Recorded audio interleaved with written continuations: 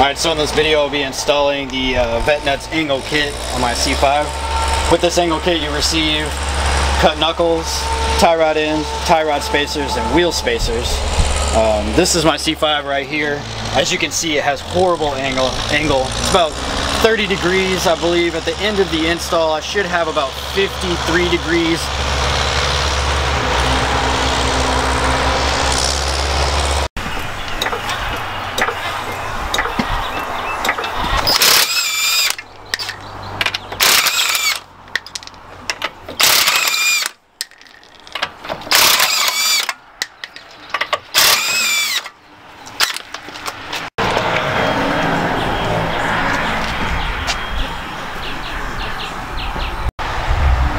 Alright, so next we're going to have to remove the brake caliper bracket and the rotor. So you're going to have to remove these two caliper bracket bolts in the back. They're going to be a 21mm, and then the rotor should just pull right off.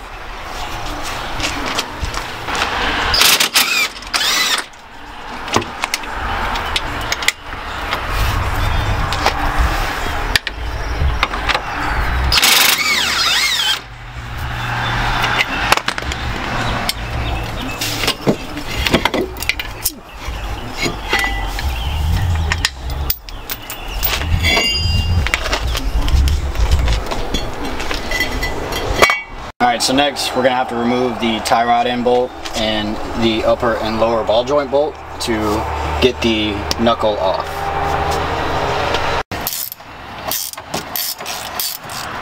Oh my gosh.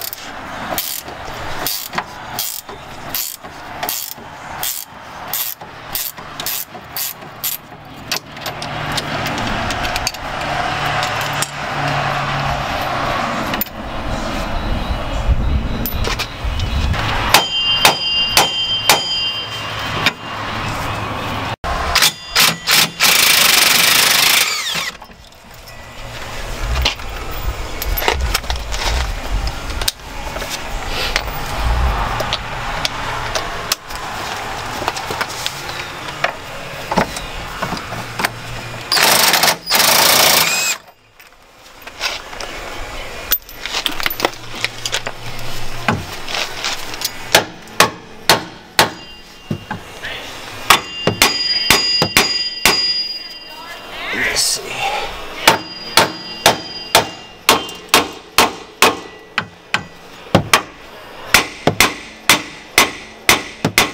These are a 21 and an 18.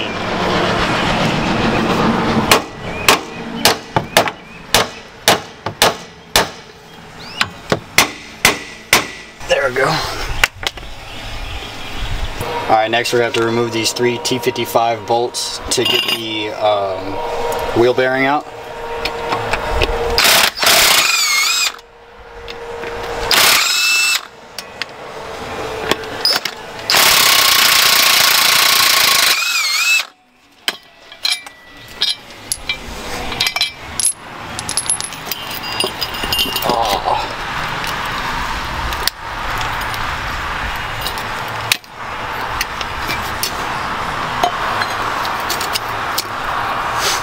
We don't have to remove it. As you can see on the Vette Nuts knuckles, where the tie rod end mounts is looks like about 2 inches shorter, and that is where we'll gain our extra angle from, is that pivot point. So, alright, so next we're going to install our Vette Nuts knuckle on our old wheel bearing.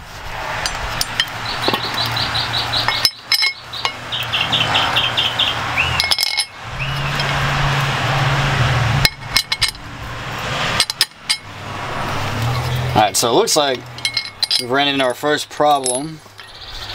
This hole is too small and it will not allow the bolt to go in. So we're going to have to drill this hole out a little bit before we can continue our install. Summer Shandy, a refreshing mix of ice beer and natural lemonade flavor that pairs perfectly with good friends and good times. Liney Kugel Summer Shandy. Welcome to the Liney side.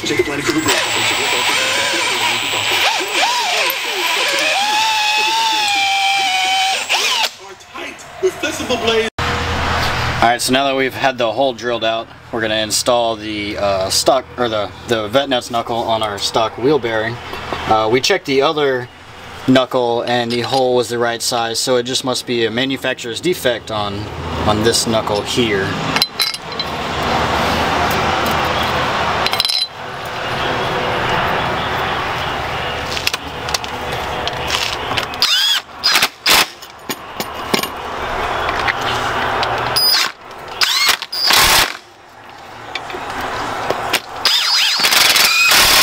I think manufacturer spec is about 4 ugga-duggas. Bearing installed, we gotta install the knuckle on the control arms.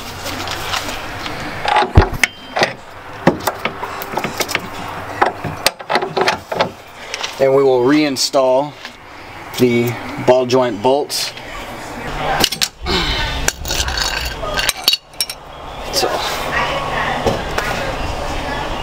Alright, so next we're going to remove this stock tie rod end. I've already broke it loose.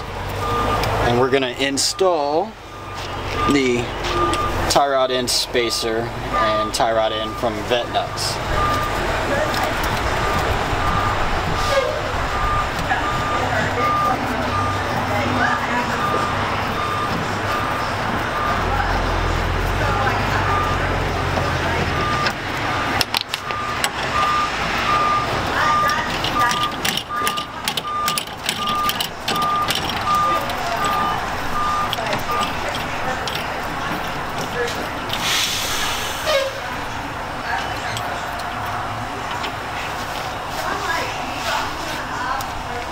I didn't put these nuts on.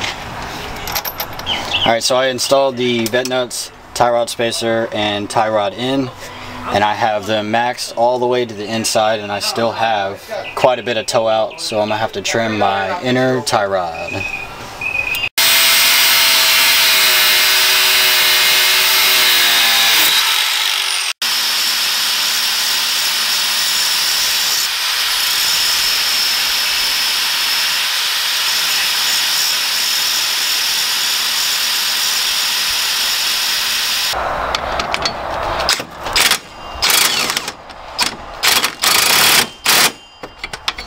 Pierre's gonna have to break these loose in like an hour anyway, so. True. So now I'm gonna put the stock brake rotor on just to check my toe and make sure I'm fairly close so I can drive it to the alignment shop. Looks like we're pretty close there, so we're gonna install the brake caliper and install the wheel.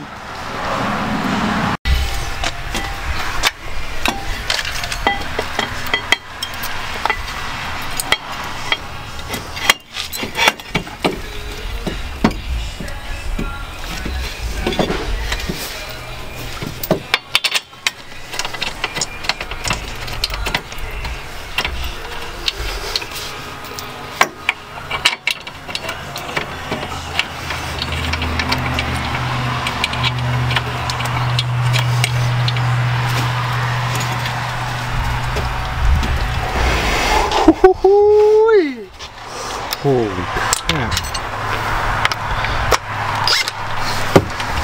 Little sneak peek. God dang.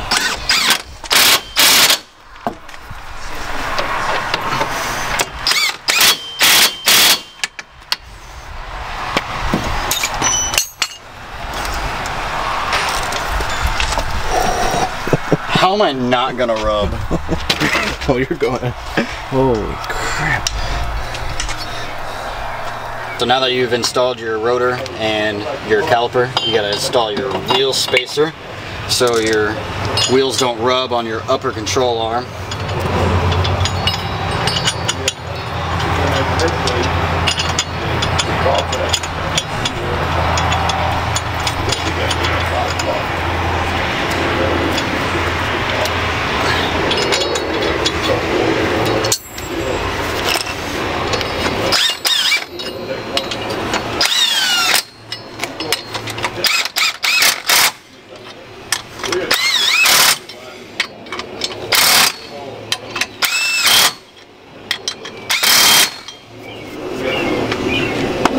I can already see all the kids saying, "You didn't follow the torque spec, blah blah blah. Yeah. You didn't go in the revolution." Huh? Yeah.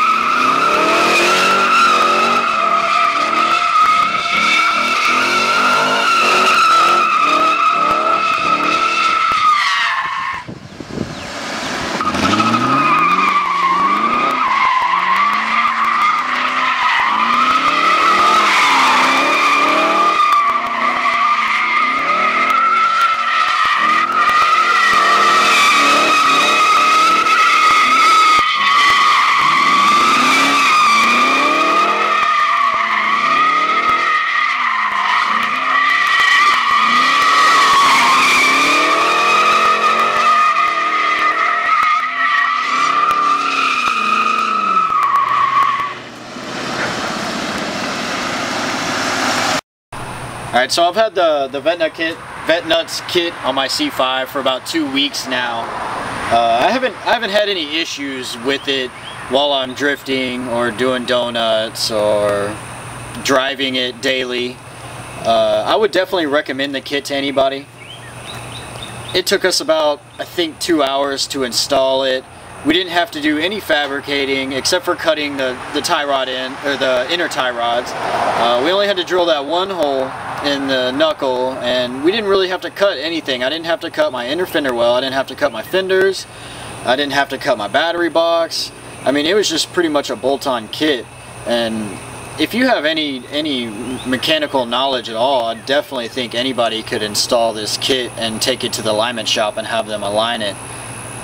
I have 235/40 17s in the front. I mean, it's a fairly small tire. I think that's what's helping me not rub anywhere. I know the guy from Vet Nuts told me, you know, I might have some rubbing issues, and they have had to cut some cars and cut the fenders, cut the inner fender wells, or grind on the A-arms or control arms.